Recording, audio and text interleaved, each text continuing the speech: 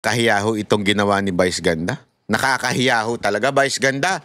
Pasinungalingan mo nga itong sinasabi ng Bulusan na 67,000 lang daw. 67,360 pesos. Binigay mo, pinagyabang mo pa. Hindi ba? Naku, kakairita ka, Vice Ganda. Nakakairita ka. Hindi, okay lang naman eh. Kung ganyan lang yung, I mean, hindi naman minamaliit ng LGU. Yung ano, hindi naman nila minamaliit. Ang akin lang, dahil sa pagyayabang mo, tama yung sinabi ng LGU na ito, di ba? Na nabaliwala ang lahat ng pagsusumikap ng departamento na ito. Mapalokal, mapa-DepEd, mapamagulang, nababaliwala dahil sinabi mo, anong sinabi mo? Bulok. Bulok na paaralan at walang reading materials sa lugar ni Heart Evangelista. So ladies and gentlemen, this is a proof. This is a proof na talagang sinisiraan si Chis Escudero. It's ninyo, grabe ho, no? Yung sitwasyon. Hirap na hirap si, ako naintindihan ko itong nangyayari kay Vince Dizon. Hirap na hirap siya. Hindi niya alam kung paano niya sasabihin na hindi namin alam eh. Wala kaming alam eh. Kasi siyempre kapapasok lang niya. Pangalawa, hindi naman binibigay sa kanila information na kung kanino ilalagay yung mga allocation, yung pera, yung sabi nga nino, trilyon na pera na naka-allocate sa mga mambabatas. So parang sinasabi, bahala na ang Committee of Appropriation. Yung sinasabi nila, sinagad kasi. Alam mo naman, pag sagad, di ba, masakit. Hindi totoo, masakit. Pag sinagad mo talaga yung pagiging corrupt mo, pag sinagad mo talaga yung kawalangyaan mo, masakit na. Kasi ganyan ang nangyayari sa Pilipinas na hindi natin alam, ganun po pala ang siste. Sabi ko nga, akala ko noon. Alam mo yung kasi, siyempre, sa lahat naman ng gobyerno, di ba? Hindi lang sa Pilipinas yan. Sa lahat po ng gobyerno, hindi naman po natin masasabi na malinis. Meron at korupsyon. Kaya lang, sa atin po, sinagad. Ganun ho talaga. Sinagado talaga yung korupsyon. Na para bagang grabe naman, di ba? Minsan, okay na yung kukupit-kupit ka ng konti. Pero may magagawa naman. Hindi ba, di ba? Ganon. Kasi, hindi mo naman pwedeng sabihin na hindi kumukupit yung iba dyan. Lahat halos dyan kumukupit ng kakonti. Hindi ko sinasabing okay yun, ha? Ang sinasabi ko lang, siguro may mga kapabayaan, merong mga hinahayaan, di ba, na makakupit yung iba kasi maliit lang naman. Pero ito kasing revelasyon na ito ni Marcoleta at ng ilang senador ay talagang grabe ho. Talagang inaano nila na ilabas nyo kayong mga congressman. DPWH, ilabas ninyo. Magkano ba yung ibinibigay sa inyo? At take note ladies and gentlemen, mga banateros. Ito pong ibinibigay ng DPWH ay isang ahensya lamang ng gobyerno. Alam nyo kung magkano umabot? Panoorin nyo itong ating pag-uusapan ngayon. Kasi sabi ko nga, yung nga lang makahawak ka ng 1 million, di ba? Parang wow, siguro. Siguro pagka 50 million, pwede ka nang tumigil sa buhay mo. I mean, hindi sa buhay. Sa pagtatrabaho, di ba? Retire ka na, mag-relax ka na lang, kape-kape ka na lang. Pero ito mga kababayan, hindi lang 50 million. Bill. Naku, mamaya. Ay, pag-usapan natin yan para maintindihan mo natin, ha? Ito, panoorin natin. Baka papayag sila para hindi waste of time yung expert sa allocable at non-allocable si Director Bote. Hindi, kayo po, no? Si Planning. Kasi wala nun si... Grabe, no? Yung minsan may tumatawa pa na tungkol sa allocable. Ito, alam mo kaya napepekian ako doon sa mga komunistang, teroristang mga congressman. ang lakas nilang loob na punahin ang sino mang nasa authority, punahin ang Senado, punahin kuno ang mga kurap. Pero sila sangkot dito eh. Sila rin nakakatanggap eh. Hindi nila sinasabi. Di ba? Magkano? Utang ina, 1 trillion. Nadadagdag sa DPWH because of the allocation. Remember yung allocation na yan yung sinasabi ng ni Senator Marcoleta na para hindi na istorbohin nitong mga putang inang mga congressman na ito, ang DPWH, mag-a-allocate na sila. Para bagang ganito, wag na kayo magnakaw. O ito na lang, bibigyan na namin kayo. Para hindi nyo na nakawin. Umaabot daw na 1 trillion. Napakagago naman sobra niyan. Ito sinabi ni Vince Dizon, ha? I think ang makakaalam lang daw po, according to Sec Bote, or ano, would be the Committee on Appropriations in the... Parang bagang sinasabi niya, kami mismo hindi namin alam. Basta mag-a-allocate kami, bahala na yung chairman ng appropriation. Remember, ang pinag-uusapan dito yung PAS na ang chairman ng appropriation. Sino?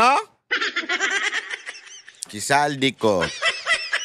So mismong DPWH hindi alam kung kani-kanino napupunta yung allocation na yon. Kaya kung maaalala ninyo, the beginning of the term of Marcos, sinabi ko na ito sa inyo, nagkakaroon ng inggitan.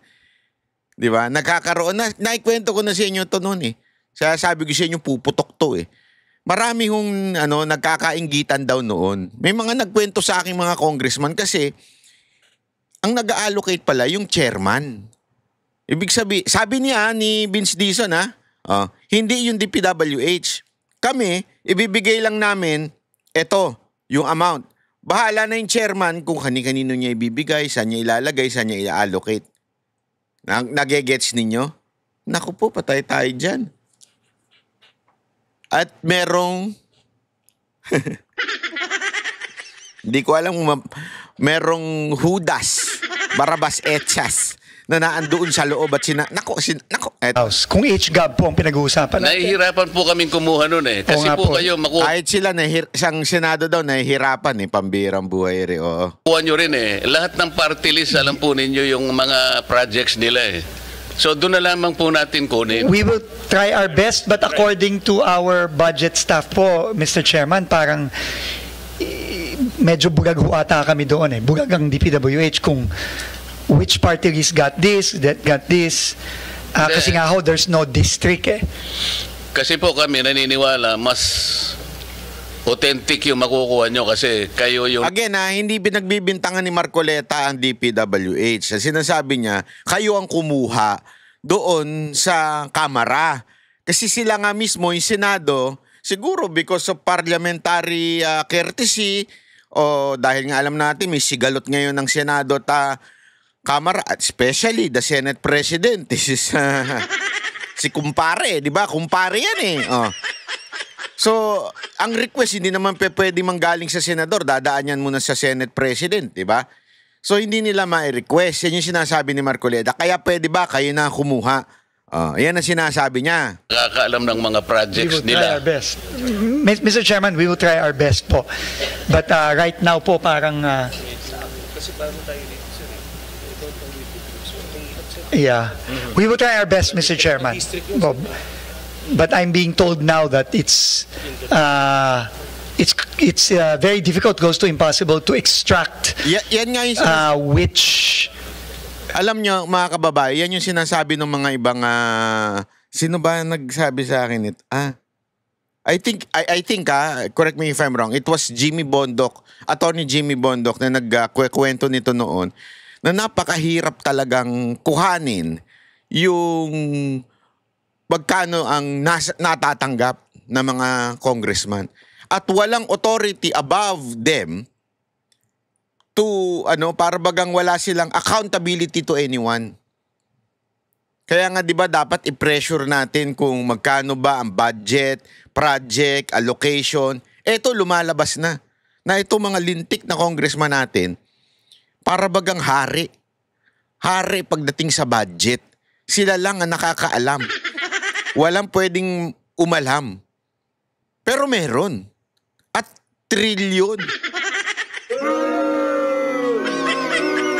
Mantakin mo, trilyon mga kababayan. Trilyon po ha. Hayop yan. Magandang district, which projects and saan yung inallocate for the... Bigyan ko kayo ng clue para hindi po kayo mahirapan, Secretary.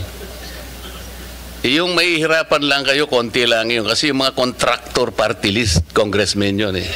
Yun pong ordinary party list lang, kagaya ng Sagip party list, 150 million lang po yun eh. Pero pagka yung malalaking party list po na contractor talaga, yun po yun lang ang pagsikapan ninyong itotal. Doon po makikita yung lopsidedness. Meron pong distortion talaga dyan. Mga contractor po sila eh.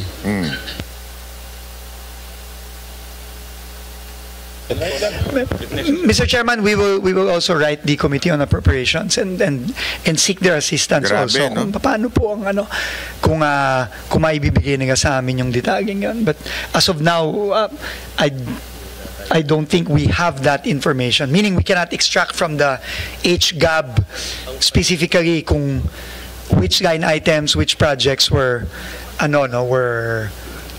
allocated or allotted to a particular party list representative. Sa planning unlike the district. Unlike the planning districts. service ninyo, Secretary, nakukuha po yun. Apo.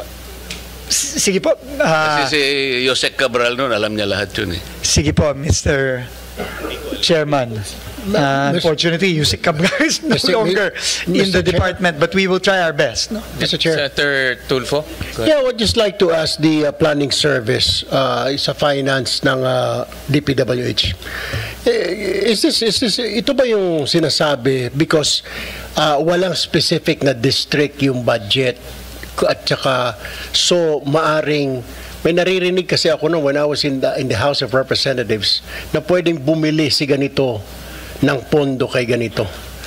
Hihingin ni congressman ganito kay congressman ganito yung pondo. Where in fact, naka-allocate sa district niya, dadalhin sa kabilang district or ibibenta. I know you've heard about that. I mean, Mr. Secretary. We have heard similar stories, Mr. Chairman. Na yung pondo niya, pwede kong bilihin and dalhin ko, pwede ko ibenta ulit hanggang sa 3 kamay magpapasa-pasa. So, from 20%, nagiging 30, naging 40, yes, hanggang sa wala nang natira because nga binenta yung pondo. Could it be, ito na nga yung sinasabi ni Senator Marcoleta, yung allocable na ito.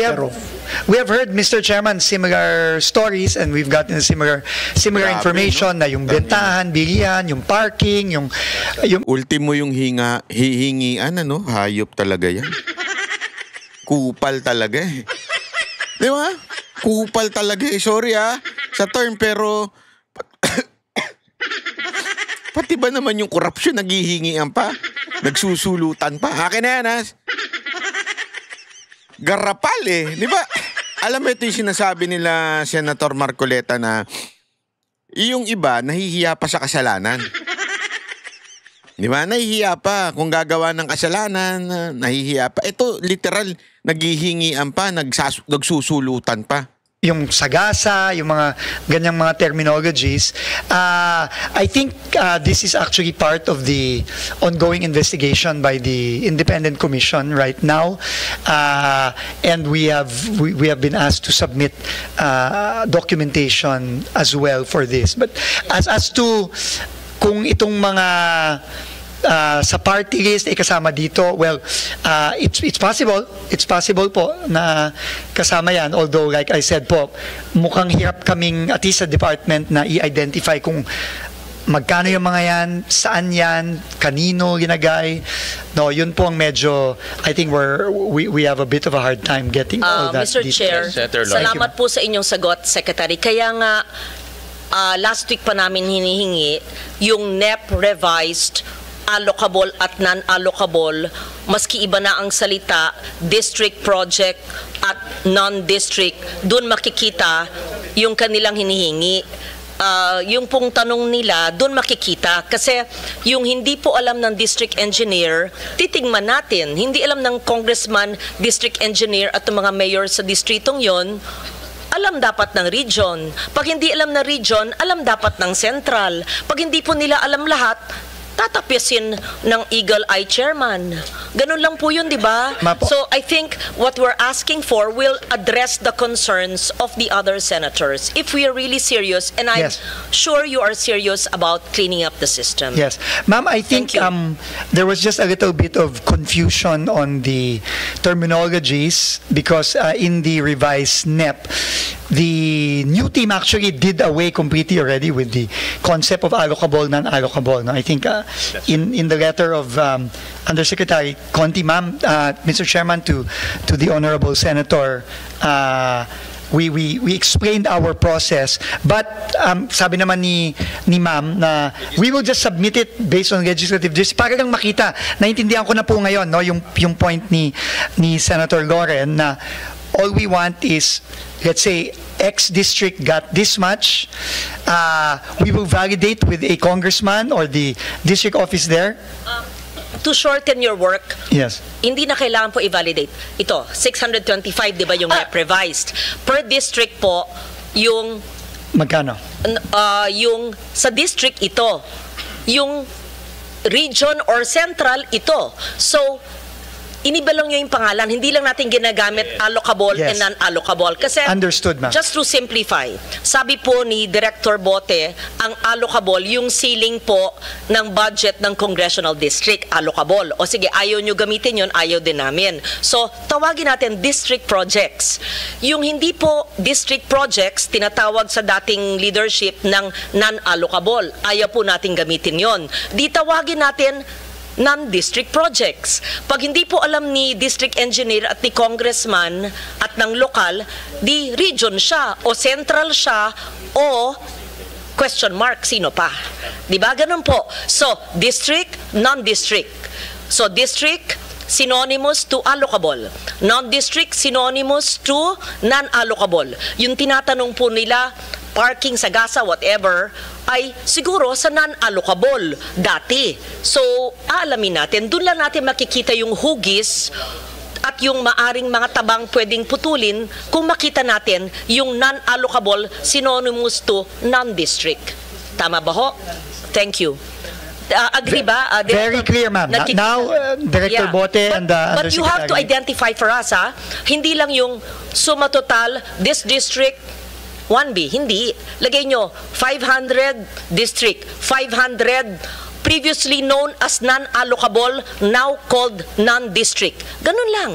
At for all you know, these are national convergence. Malay mo may highway doon. Malay mo may, para may, ganun lang. Ganun lang. Pero detalya. Oo. Thank you, Mr. Very Chair. clear, Mr. Chairman. Ma'am, very clear po. I was told po by ASEC Bote and Yusek Nick, they can submit this by tomorrow morning. Submit to the committee, Yusek. I think ang punto naman ng mga senators, Secretary Dizon, in the past kasi bigla nilang may lumalabas na project, no? At kung nasundan natin yung Blue Ribbon hearing, Nagigets ninyo, grabe ho, no? Yung sitwasyon. Hirap na hirap si, ako naintindihan ko itong nangyayari kay Vince Dizon. Hirap na hirap siya. Hindi niya alam kung paano niya sasabihin na hindi namin alam eh. Wala kaming alam eh. Kasi siyempre kapapasok lang niya. Pangalawa, hindi naman binibigay sa kanila information na kung kanino ilalagay yung mga allocation, yung pera, yung sabi nga nino, trilyon na pera na naka-allocate sa mga mambabatas. So parang sinasabi, bahala na ang Committee of Appropriation. Kaya nga sabi nila, di ba, the most powerful committee, the most powerful person, aside from the speaker, of course, yung chairman ng appropriation. Sino po ba yun? Sino po ba yun? Ha? Sino po ba yun? At sino, ang tanong sino ang boss nun? Nako. Gago!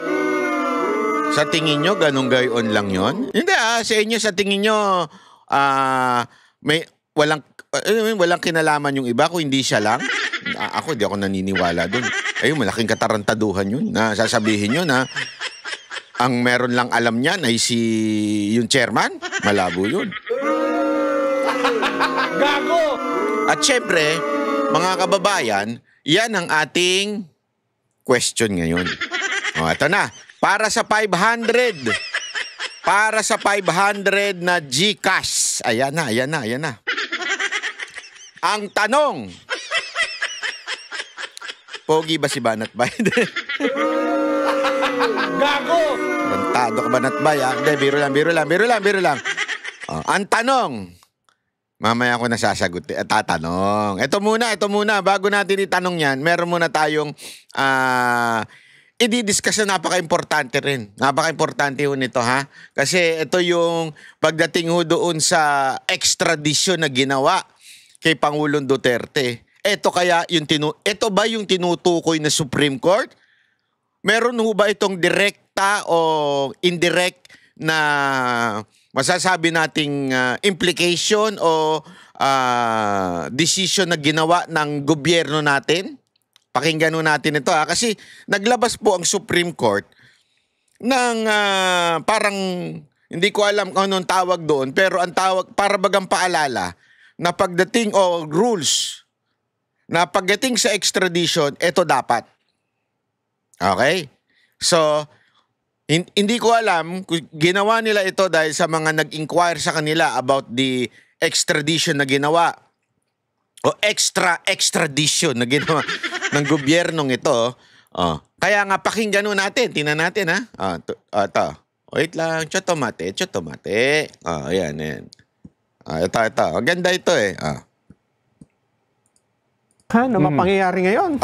Ano talaga, no? Medyo kasuba-subaybay. Sabi nga nila, medyo hindi pang isang araw na balita lang. Hindi lang, oo. Unahin na natin dyan yung inilabas ng Supreme Court.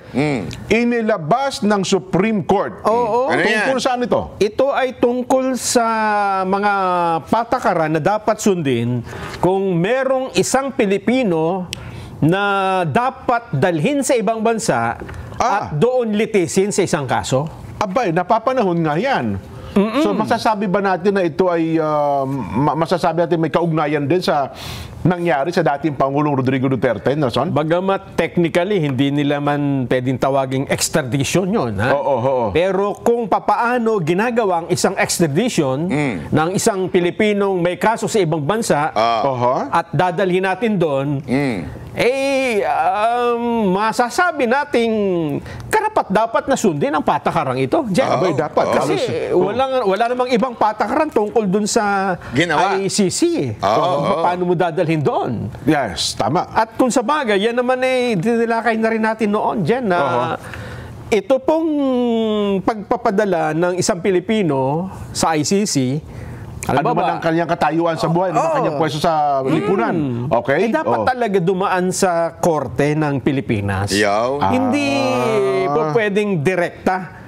Yan yung ating ipiniliwanag noon eh. Okay. At ito naman po ay lalong pinagtibay ng inilabas na desisyon. Hindi naman ito desisyon eh, parang guidelines ng Korte Suprema. Siguro na marami na rin nagtatanong, paano nga ba ang pagpapa-extradite? Paano ba dinadala ang isang Pilipinong may kaso sa ibang bansa? Anong mga dapat sundin? May pinag-ugatan ba? Bakit nagpalabas ng ganitong guidelines ang katas-tasang hukuman? May petition ba? May nagano ba?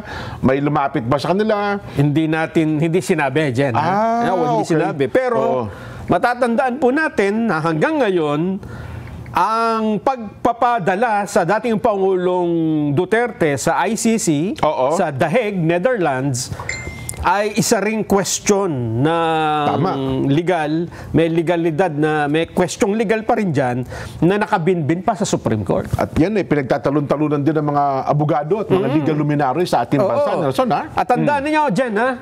Ito pong inilabas ng Korte Suprema, hindi po ito bagong batas.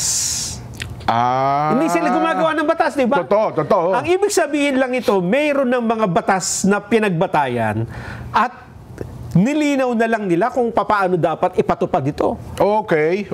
Ibig sabihin yan, kung meron kang i-extradite, kahit wala itong regulation na ito, at susundin mo ang batas natin, dapat ganito mo ginawa. Dapat. Hindi ba?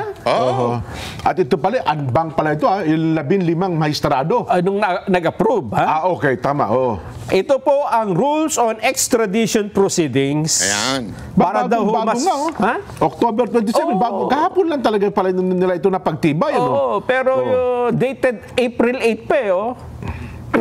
Nilabas lang kahapon eh. Ah, okay. Oo. Kasi baka sabihin ng iba, bakit sinikreto? Issue ngayon yan, no? Issue ngayon yung sinikreto. Bakit ba siya sikreto? Ayan, basahin nyo nila. Tanong muna natin kay Remulla kung sikreto yan. Baka mamaya hindi na naman niya alam eh. Baka si Aling Claire, baka na naman magtanga-tangahan sila eh. Diba? Magtanga-tangahan sila. Sasabihin nila, hindi namin alam yung decision ng Supreme Court na yan ha. O yung guidelines ng Supreme Court. Nakikita ninyo? Kasi ako naniniwala ako na ito'y may kinaugnayan dun sa pagdala kay Pangulong Duterte sa ICC. Ito'y may kinaugnayan po. Bakit to kanyo? Ba't naman mag-i-issue Supreme Court basta-basta lang tungkol sa extradition? Maganda po kasi ito. Bakit kanyo? Kasi, di ba, naalala ninyo, binabantaan ni Trillanes itong si Bato. Speaking of fake news, si Trillanes, puro fake news, di ba? So, importante ito sa mga susunod pa. So, naiintindihan nyo? Ilalabas ba ng Supreme Court itong isang paalala kung walang nangyari? Siyempre meron. Di ba? Kaya sa tingin ko, kaya inilabas ito. Para pag may susunod pa, although hindi nila sinabing direkta na ito'y tungkol sa pagka-kidnap kay Pangulong Duterte, pero ito'y napaka-obvious naman. Read between the lines na lang. Tanga na lang ang magsasabi.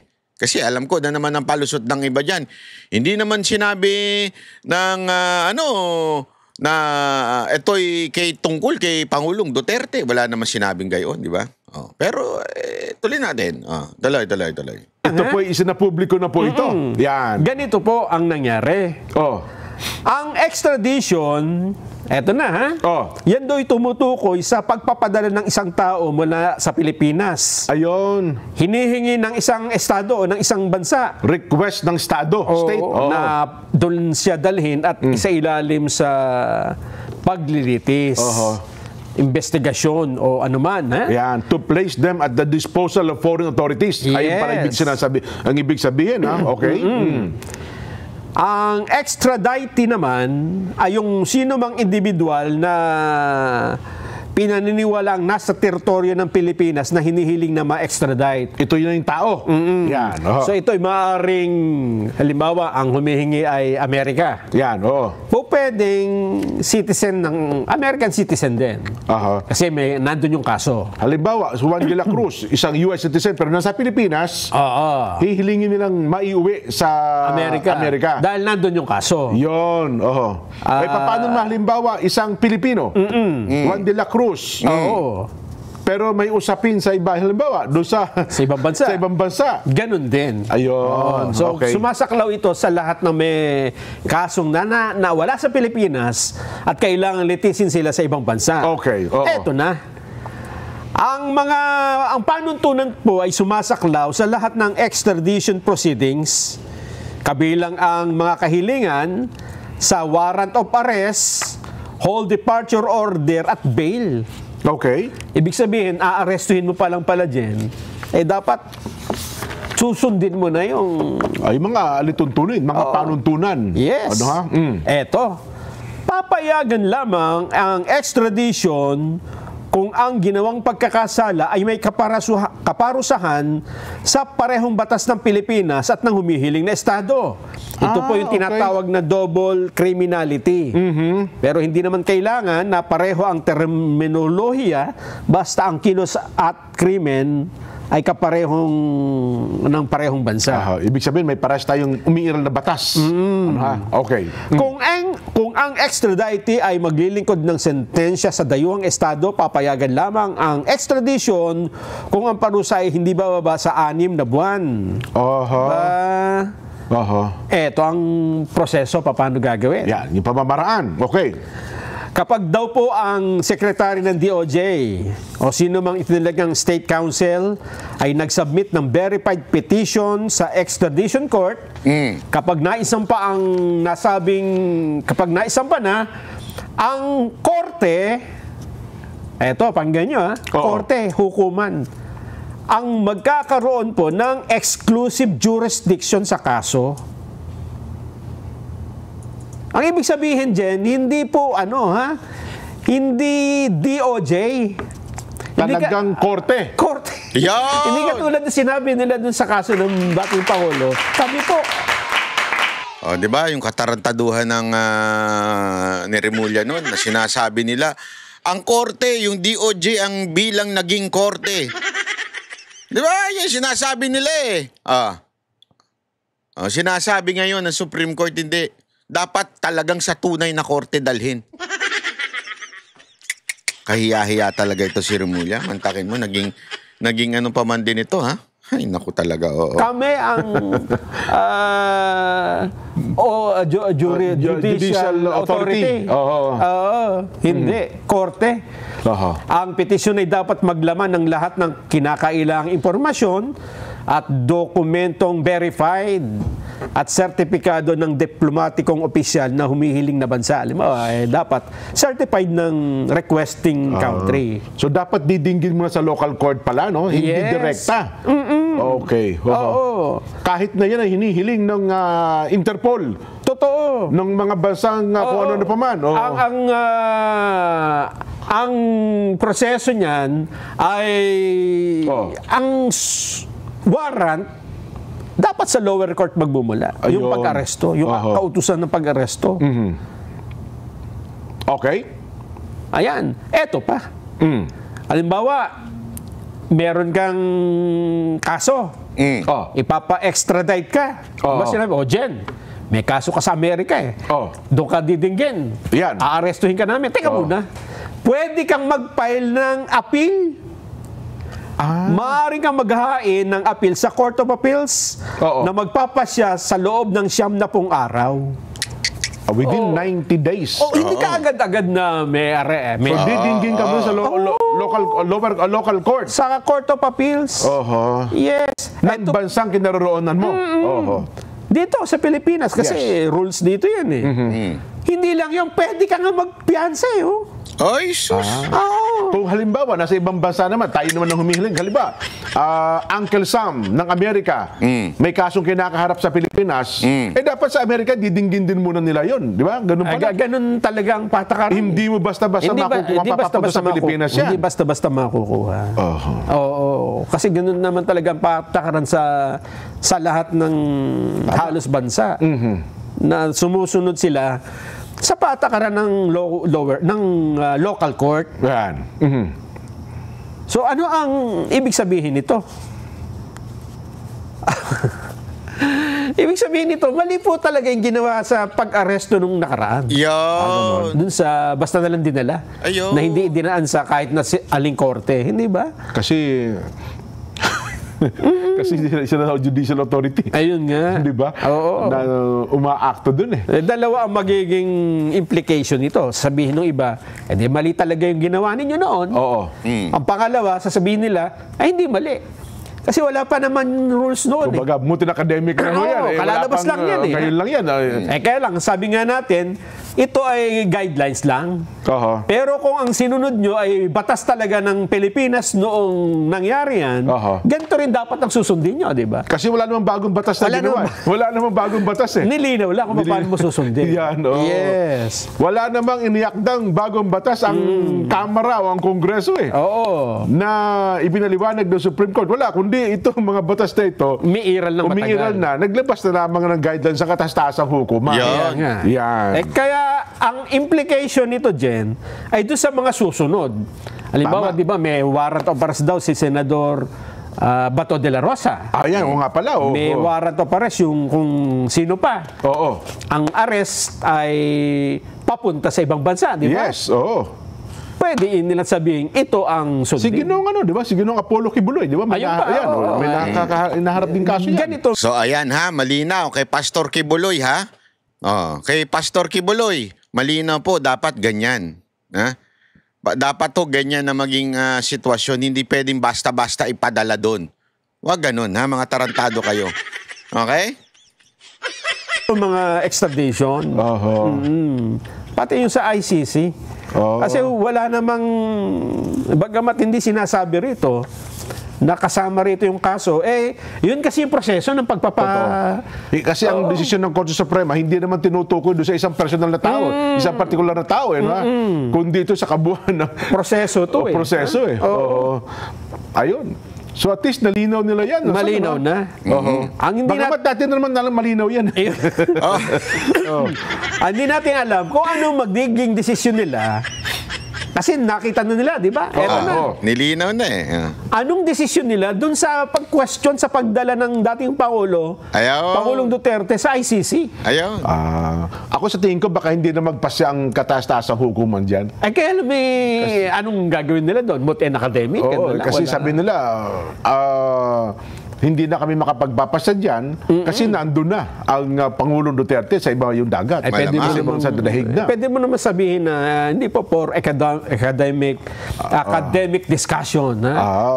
Para hindi, halimbawa, meron pang ibang mga aarestuhin sa hinaharap. Ganyan siguro mangyayari. Para sa ICC, dapat merong desisyon na mapagbabatayan. Kasi kung sasabihin nilang mali yung ginawa na yun, maobliga tayong pauwi ng dati. Di ba? Hindi naman papayag yung ICC. Hindi naman. Kasi may mga petisyon na nga rin sa Rome Statute di ba? Pero dito pa lang dyan, makikita mo na, ha?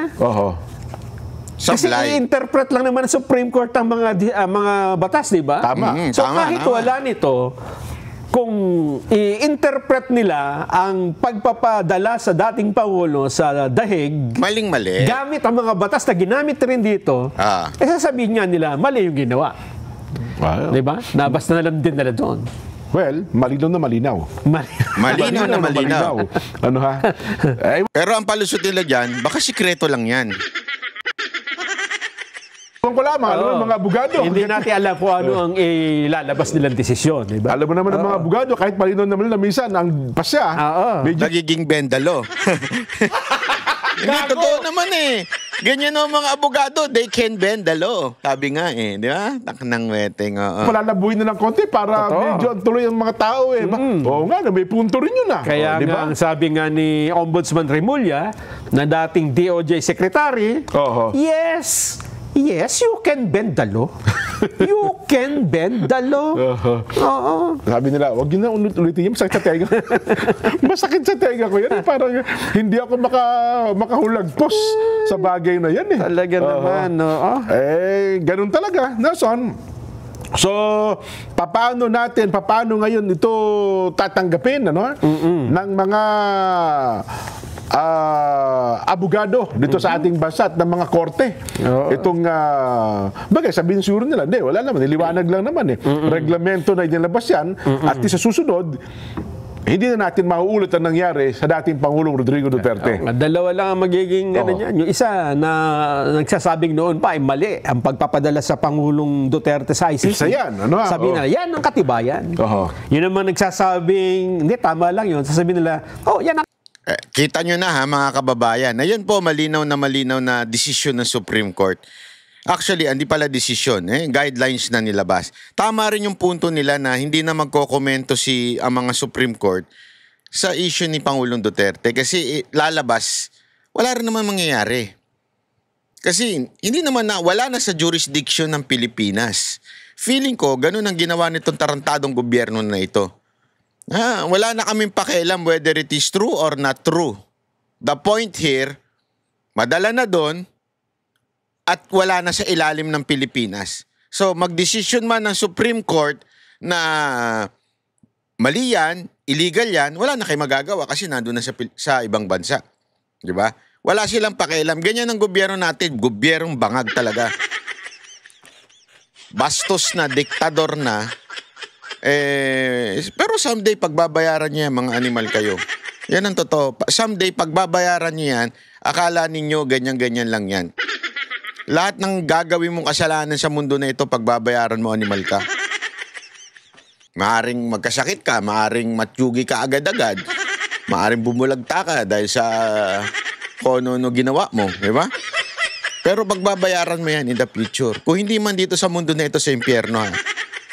Kaya nga sana, alam mo, may punto rin naman na sana ilabas pa rin yung decision. Kasi nga, it would somehow be an education para bagang magiging basehan ng edukasyon ng mga abogado. Although this is very clear. Yung nilabas ng Supreme Court, napakalinaw na po. Mali ang pagpapadala kay Pangulong Duterte sa ICC. Palakpakan natin. Yeah? Yan ang totoo eh. Eto pa, matindi. Mali na nga yung desisyon ng gobyerno. Naglabas din ang desisyon ang bulusan. Sino naman yung bulusan? Yung bulusan. Ito, ayan. Basahin natin. Sa kanilang website, kanilang page, sa Bulusan, pamahalaan ng bansa, bayan ng Bulusan. Tungkol ito doon sa komento ni Vice Ganda. Na nagbigay daw siya. Ang Vice Ganda, palepal ka na naman, ha? Ay, nako. Bilang ina ng bayan ng Bulusan, ito po yung mayor, ang nagsulat nito, Wenny Rafalo Romano. Nais ko pong magbigay linaw sa naging pahayag ni Vice Ganda. Sa It's Showtime episode ng ABS-CBN noong October 24, 2025, patungkol sa kanyang donasyon sa Bagakay Elementary School na kumalat sa social media. Tahasan niya sinabi na bulok ang eskwelahan sa probinsya ni Heart Evangelista at walang mga reading materials. Nais ko pong bigyan diin na wala pong kinalaman si Miss Heart Evangelista sa isyong ito. Uy, Miss Heart Evangelista Escudero? Kasal na pala sila, hindi ko alam. Sorry, hindi po ako mahilig sa showbiz eh.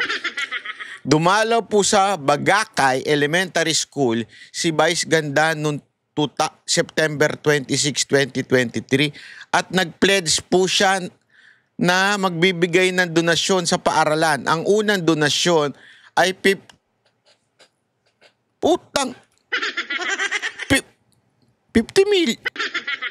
50,000.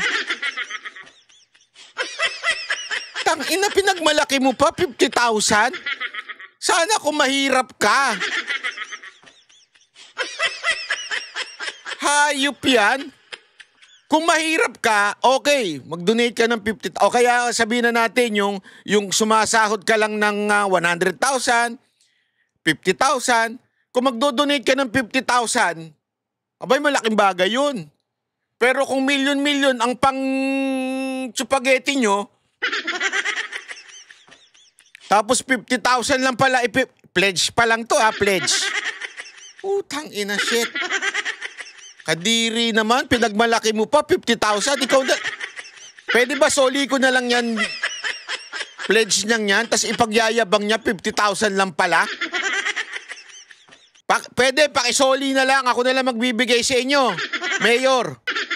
Tangina, ipagyayabang niya pa, 50,000 lang pala.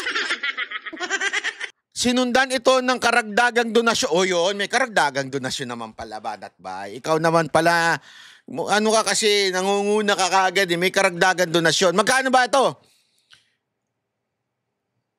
Nagkakahalaga ng 17 mil.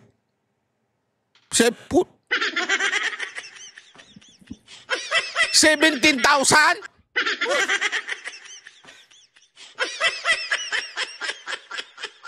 Tain naman yan, 17. Hindi ko siya sinasabing. Again depende kasi yan sa kalalagayan mo. Kung ang sahod mo 17,000 lang, 15,000 lang, malaking bagay yung 17,000. Pero kung sumasahod ka ng milyon-milyon, lalo na sa pag-endorse mo ng mga online dyan, 17,000. Ang kabubuan niyan donasyon ay 67,000. Hayop. Pinagmalaki mo pa. Pinagmalaki mo pa, 67,000 lang pala. Ako, nananawagan ako kay Mayor Wenny Rafalo Romano. Nananawagan ako sa iyo, Mayor. Pwede pa isoli na lang yung binigay ni Vice Ganda. Papalitan ko na lang. Sige na, para hindi na magyabang yung walang yan. Napakayabang, 67,000 lang pala binigay. Soli nyo na lang. Ako na lang magbigay niyan. At ang naging proyekto ay pagsasaayos ng bintana, pinto, pagplaster ng dingding, makeshift classroom, paglagay ng tiles sa isang comfort room, at pagkabit ng internet at bayad ng internet bill sa loob ng 3 buwan.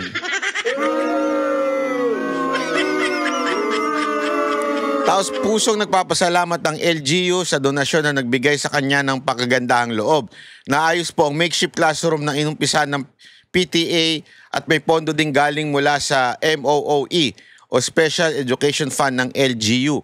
Gusto po namin ipabatid na bago po man dumalaw ang team ni Vice Ganda ng naturang paaralan, meron na pong permanenteng classroom na galing sa DepEd.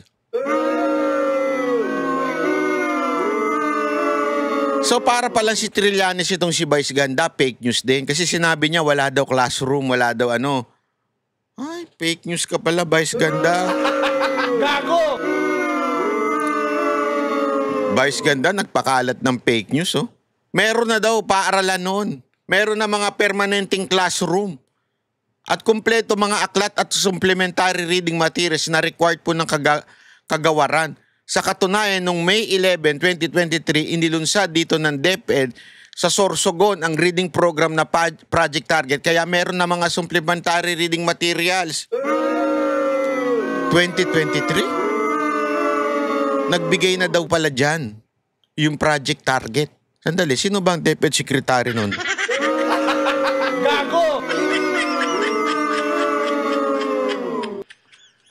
Vice Ganda, kadiri ka. Vice Ganda, isa ka pa pala. Nagpapakalat ng fake news. Isa ka pa pala. Hindi marunong mag-research talaga. Ang reading kiosk na nahandugan ni Vice Ganda na karagdagang reading materials ay initiative po ng mga magulang para may pahingahan ang mga bata at makapagbasa sa kanilang bakanting oras. Nagpapasalamat po ang LGU Bulusan sa ipinakitang malasakit ni Vice Ganda. Ngunit, ang paraan ng pagsasamadlan ng kanyang donasyon na may komentong bulok na paaralan at walang reading materials. Putang ina, shit! Ay nagdulot ng kahihiyan sa Bagakay Elementary School sa bayan ng Bulusan at sa Department of Education na baliwalaan ng pagsusumikap ng mga guro at pamumunuan ng pagulang, pag-aaral, lokal na leaders at kagawaran ng edukasyon at iba pang stakeholders para mabigyan ang kaaya-ayang paaralan ang mga kabataan na angkop sa kakayanan ng komunidad. Patuloy ang koordinasyon ng LGU Bulusan sa DepEd Sorsogon sa provincial government para sa maisigurong kasama ng mga plano na lalawigan ang pangangailangan ng ating paaralan. Mula pa noon, si Senator Chis Escudero ay naging aktibong taga-suporta ng edukasyon sa Bulusan. Oh, ina mo, Vice Ganda. Oh, ayan. Karma inabot sa'yo. Napahiya ka na nagpakalat ka ng fake news dahil nang apak ka sa pamamagitan ng pagyayabang na nagbigay ka. Ngayon na booking kung magkano binigay mo, 67,000. Gago! Mula po noon, si Senator naging aktibong taga-suporta ng edukasyon sa Bulusan, lalo na nung siya pa ay gobernador. Prioridad niya ang edukasyon ng panahon ng COVID-19 pandemic. Makakaasa po ang publiko na magbibigay ng tamang intervention ang mga kakulang nabanggit na walang propaganda, kundi purong intensyon na matulungan ng ating mag-aaral. Yun, grabe talaga, oo.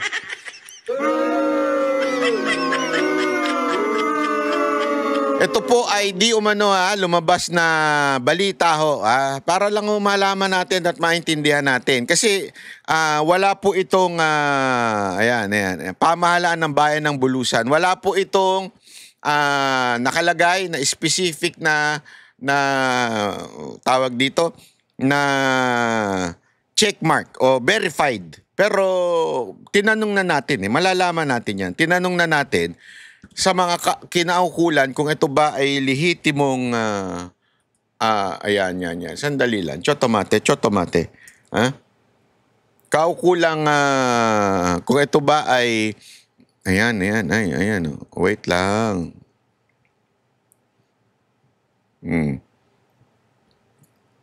Eto. Di ba? Ang lupit. Kaya nga mga kababayan, sana ho, ito'y sana doon sa ano po nananawagan tayo sa pamahalang bayan ng Bulusan, humingi po kayo ng check verified account para at least malaman natin kung verified. Pero according to the post, mukha naman pong verified kasi may mga live po sila, pinapakita yung Bulusan. So, although walang check and verified, so hindi natin masabi kung ito ay talagang inilabas ng Bulusan. Ngunit datapot subalit, based sa nakikita natin ng mga post nila, talagang galing ito sa Bulusan na local government. Siguro hindi lang pa nila kasi hindi naman po lahat ng nakaka-verify, 'di ba? Tulad ko, ewan ko nga, tagal-tagal na verified na yung dati kong page, hindi pa ako maka-verify ngayon. So, abangan na natin abangan natin yung reaction pa. Kasi Vice Ganda, totoo ba to? 67,360,000 lang ang iyong ibinigay. Tapos pinagmayabang mo pa at dahil dyan, dahil dyan, nababaliwala ang lahat ng pagsusumikap ng mga guro at pamunuan ng mga magulang at mag-aaral at local leaders. Grabe ka talaga, Vice Ganda. At kagawaran ng edukasyon, iba pang stakeholders para mabigyan ng kanya kaaya-ayang paaralan ng mga kabataan na angkop sa kakayanan ng komunidad. Grabe talaga, oo. Nakakahiyaho itong ginawa ni Vice Ganda. Nakakahiyaho talaga, Vice Ganda. Pasinungalingan mo nga itong sinasabi ng Bulusan na 67,000 lang daw. 67,360 pesos. Binigay mo, pinagyabang mo pa. Hindi ba? Naku, kakairita ka, Vice Ganda. Nakakairita ka. Hindi, okay lang naman kung ganyan lang yung, I mean, hindi naman minamaliit ng LGU. Hindi naman nila minamaliit. Ang akin lang, dahil sa pagyayabang mo, tama yung sinabi ng LGU na ito, di ba? Na nabaliwala ang lahat ng pagsusumikap ng departamento na ito. Mapalokal, mapa-DepEd, mapamagulang, nababaliwala dahil sinabi mo, anong sinabi mo? Bulok. Bulok. Na paaralan at walang reading materials sa lugar ni Heart Evangelista. So ladies and gentlemen, this is a proof. This is a proof na talagang sinisiraan si Chis Escudero.